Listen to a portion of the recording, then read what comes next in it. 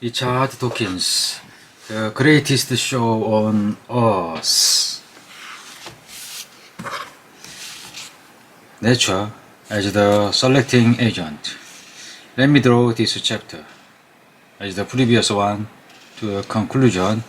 Selection, in the form of artificial selection by human breeders, can turn a fight dog into a Pekingese, or a wild cabbage into a cauliflower in a few centuries, and the difference between any two breeds of dog give us a rough idea of the quantity of evolutionary change that can be achieved in less than a millennium. The next question we should ask is, how many millennia do we have available to us in accounting for a whole history of life? If we imagine the sheer quantity of difference that separates a fight dog from a packet, which took only a few centuries of evolution, how much longer is the time that separates us from the beginning of evolution, or say, from the beginning of the mammals, or from the time when fish emerged one to the end to the land? The answer is that the life began not just centuries ago, but tens of millions of centuries ago. A measured ago, our planet is about 4.6 billion years, or about 46 million centuries. The time that has elapsed since a common sense ancestor of all today's mammal walked on Earth is about 2 million centuries. A century seems a pretty long time to us. Can you imagine 2 million centuries read end to end? The time that has elapsed since our fish ancestors crawled out of the water on the land is about 3.5 billion centuries. That is to say, about 20,000 times as long as it took to make a world different, really very different, breed of dogs from the common ancestor that they all share. Hold in your head an approximate picture of the quantity of difference between a pig and a pig dog. But one, we aren't talk precise measurement here. You would do just as well as to think about the difference between any one breed of dog and any other, for that is on average double the amount of change that has been wrought by artificial selection from the common ancestor.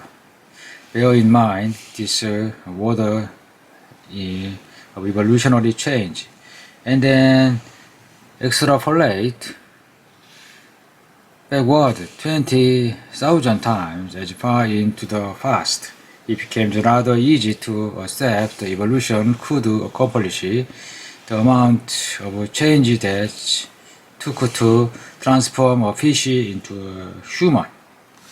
But all this presupposes that you know the age of the Earth and of the various landmark points in the fossil record.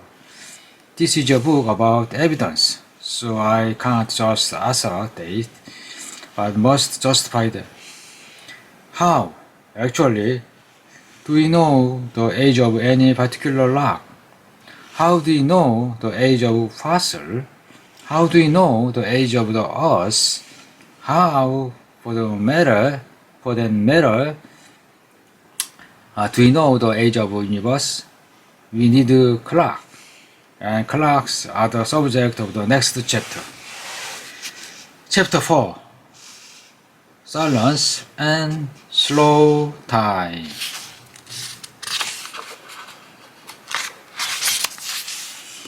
If the history deniers who doubt the fact of evolution are ignorant of biology, Those who think the world began lesser than 10,000 years ago are worse than ignorant. They are deluded to the point of perversity. They are denying not only the fact of biology, but those of physics, geology, cosmology, archaeology, history, and chemistry as well. This chapter is about how we know the age of rocks and the fossil embedded in them. It presents evidence that the time scale on which life has operated on this planet is measured not in thousands of years, but in thousands of millions of years. Remember, evolutionary scientists are in the position of detective who come late to the scene of a crime. To pinpoint when things happened, we depend upon trace left by time-dependent process clock. In a broad sense, one of the most first things a detective does when investigating a murder is ask a doctor or pathologist to estimate the time of death.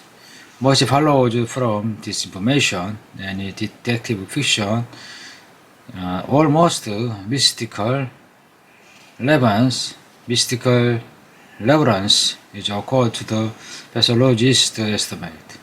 The time of death is a baseline fact, and inherent fever around which more or less far-fetched speculation by the detective revolve. But the estimate is, of course, subject to error, an error that can be measured and can be quite large. The pathologists use various time-dependent processes to estimate the time of death. The body cools at a characteristic rate.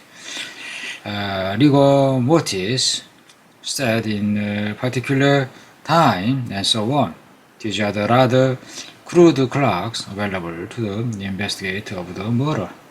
The clocks available to the evolutionary scientists are potentially much more accurate in proportion to the timescale involved. Of course, not more accurate to the nearest hour. The analogy to a precision clock is more persuasive for a Jurassic rock in the hand of a geologist than is for a cooling corpse in the hands of a pathologist. Man-made clock work on time scale that are very short by evolutionary standard, hours, minutes, seconds, and the time-dependent process they use are fast. The swing of a pendulum, the swirling of a hairspring, the oscillation of a crystal, the burning of a candle, the draining of a water vessel or a hourglass, the rotation of Earth, illustrated by a sundial. All clock exploits some process that works at a steady and known rate. The pendulum swings at a very constant rate, which depends upon its length, but not, at least in theology, on the amplitude of the swing or a mass of the bubble on the end. Grandfather clocks work by linking a pendulum to a escapement, which advances the tooth, the wheel, step by step. The rotation is then geared down to the speed of rotation of an hour hand, a mid hand, and a second hand. Watches with hairspring wheels work in a similar way. Digital watches exploit an electronic equivalent of a pendulum. The oscillation of certain kinds of crystal, when supplied with energy from a battery, water clocks and candle clocks are much less accurate, but they were useful before the invention of event counting clock. They depend not on counting things, as a pendulum clock or a digital watch does, but on measuring some quantity. Sundial are inaccurate ways of telling the time, but the rotation of the Earth, which is a time-dependent process on each daily life, is accurate on the time scale of the slow clock that we call the calendar. This is because on the time scale it's no longer a measuring clock. The sundial measures continuously varying angle of the sun, but a counting clock, continuing counting day, night cycle. But counting clocks and measuring clocks are available to us on the immensely slow time scale of evolution. But to investigate evolution, we don't need just a clock that tells at present time. As a sundial